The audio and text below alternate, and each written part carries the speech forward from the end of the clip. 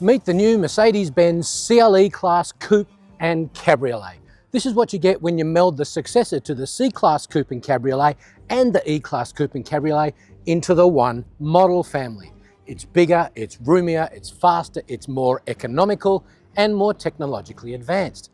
But is it more fun to drive? That's what we're going to find out. Now, this new CLE Coupe and Cabriolet are based on the same C-Class and E-Class sedan platform, so it's no surprise that it borrows engines, hybrid systems, technologies and interior features from those cars. The exterior styling builds on the existing E-Class Coupe with a sleek silhouette, C-Class-like front grille, a heavily curved roof and a sloping boot lid with a tapered rear end.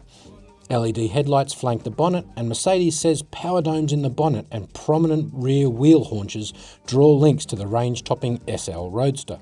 As for what separates this CLE53 AMG from the rest of the pack, well, it's all about aggression, visual and mechanical. First, the visual. Deeper front spoiler, unique headlights, a lot more visual menace at the front. Down the side, we've got unique wheels and tyres, Michelin high-performance tyres, side skirts. Get to the back, unique tailpipes and also a deck lid spoiler.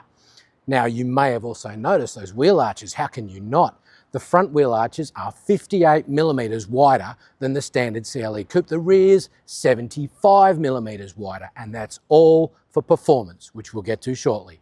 The new Mercedes CLE adopts a 2+2 layout, which, as I'll show you shortly, actually has room in the back for adults. In the front seats, we've got these newly developed sports seats with integrated headrests.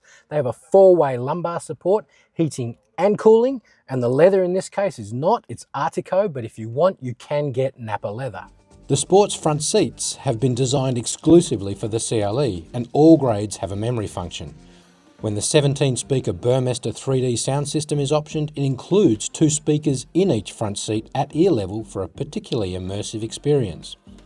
For the record, the standard sound system is a 125-watt 5-speaker system. Then there's the more advanced 9-speaker 225-watt system as well.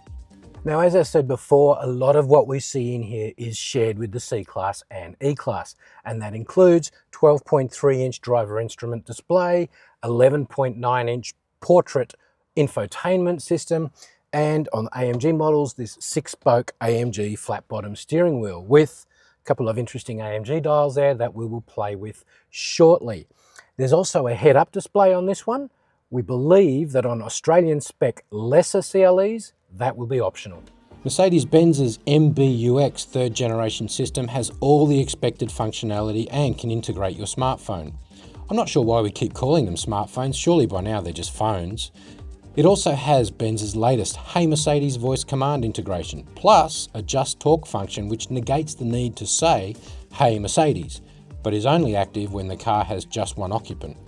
And lastly, AI, or as I'm going to call it, Big Brother. It's always watching. This car has AI integrated, which will start to actually suggest things and help you do things before you remember you've got to do them. Say, for example, every afternoon you leave work, you get in the car and you want to call home. Well, it will be smart enough to go, you know what, he's at work, he's leaving work, let's dial home for him. Do you want to call home? And other things. It can also set the climate control if it's a particularly cold morning before you even get into the car. So I can see that that's helpful, but it does make me a little bit uneasy about what else it could be doing in the background. But hey, that's progress. Entry to the rear is via what Mercedes-Benz describes as an easy entry system triggered by the pull of a leather strap within the sides of the front seats. Okay, now here we are in the back, and as you can see, there's not even a token attempt at a third seat. It's a 2-seater only, 2+2 as I said, and that's actually pretty good. This car will have some serious performance if the on-paper stats are to be believed, and I like the fact that I'm nice and comfortably situated in these good scallop seats. Legroom is actually really good. Mercedes-Benz claims an extra 72mm of legroom, and as you can see behind my driving position, I've got loads. They also say it's 19mm wider across the cabin and 10mm more headroom. But on that, my head is actually rubbing the roof, and I'm 170 odd centimeters on a good day, so you make of that what you will. A couple of other things to point out. This window does not go down because the B-pillar is fixed, so if you want airflow, you're reliant on the person in the front seat, or you can take advantage of the two air vents back here just to keep yourself nice and cool. And that is about it. I want to drive. Compared to the old E-Class Coupe, it's a different story. The CLE has 43mm less legroom and 10mm less headroom, although Benz does claim increases in rear shoulder room and elbow room. Nominal boot space is put at 420 litres. That's 60 litres more than the outgoing C-Class Coupe, but 20 litres less than its competitor, the BMW 4 Series Coupe, and 5 litres less than the old E-Class Coupe. Still, Benz claims it's enough for 3 golf bags. Alright, let's drive. Overseas, Mercedes-Benz will offer no less than 6 CLE Coupe variants, starting with a CLE 220D turbo diesel that Australia won't see. Instead, the Australian range will kick off with a CLE 200, which has the same 150 kilowatt 2-litre turbocharged petrol engine as the C200 sedan, not surprisingly. Fuel economy is claimed at between 6.4 and 7.1 litres per 100 kilometres in testing. Above that is the CLE 450 4MATIC, which has a turbocharged 3-litre 6-cylinder petrol engine, producing a fairly sizable 280 kilowatts and 550 newton meters. It's also teamed with 4MATIC all-wheel drive. Mercedes-Benz claims this sporty number will do 0 to 100 in 5 seconds or less. Topping the CLE Coupe range for now is this beast, the CLE53 AMG. This performance flagship, at least until the CLE63 gets here, is the car that will get enthusiasts' hearts rumbling. It's got a 3-litre turbocharged and electrically supercharged 6-cylinder engine, producing 330 kilowatts, which is 10 kilowatts more, and 560 newton meters. An extra 40 newton meters for a total of 600 is available on overboost and when you're in race mode. Now obviously it gets AMG's dynamic body control, which is still steel springs, not air suspension, but it does have the adaptive dampers, and that gives you a couple of extra settings beyond comfort, sport and sport plus.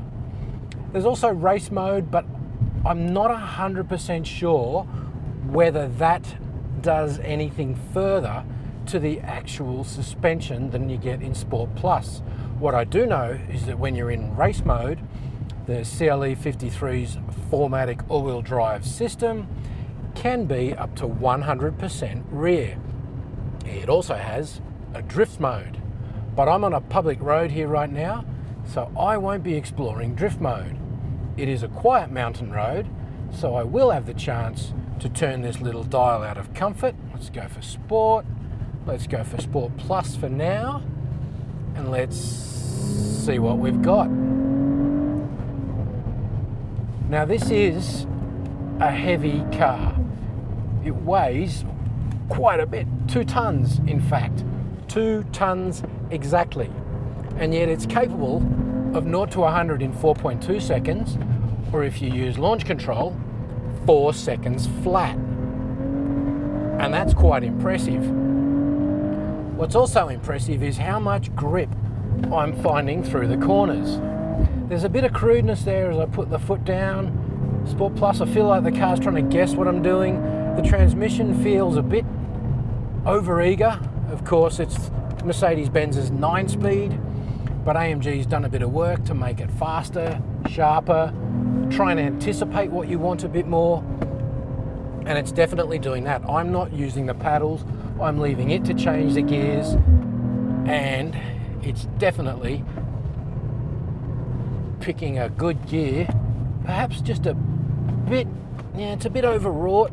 It could do with sort of relying on the torque a bit more.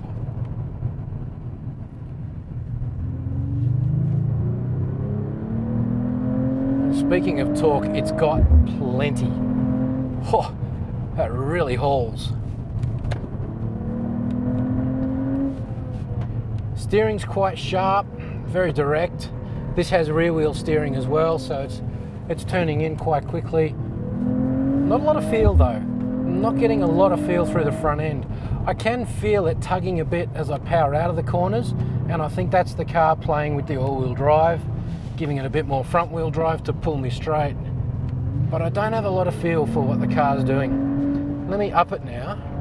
We'll go for race mode, which also backs off the ESP. So given that I'm on a public road, I just need to keep a bit in reserve. Oh, sounds pretty good. Oh, wow. And so well planted. Wow. Well, we've got Michelin Pilot Sports, so I guess I should expect that. It's got a good deep baritone too, which really gets quite strident the more you push.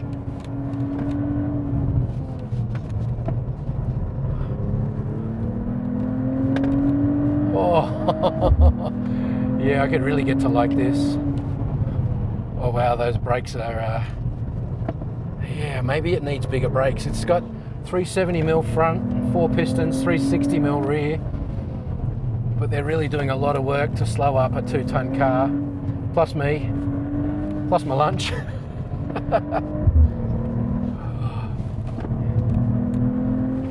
This is very fast. I know when they do a CLE53, it'll be faster again. Does it need to be? Well, that's a stupid question. There's always a need for more power, right? But can you use it? Not on the public roads. This car is properly quick. No surprise for guessing that the CLE53 gets the biggest brakes in the CLE range, with 370mm 4-piston calipers up front and 360mm single-piston calipers at the rear. Each engine is paired to a 9-speed automatic transmission, and the CLE53's is an AMG modified unit, which has unique shift maps, quicker shifting, and can skip gears during multiple downshifts.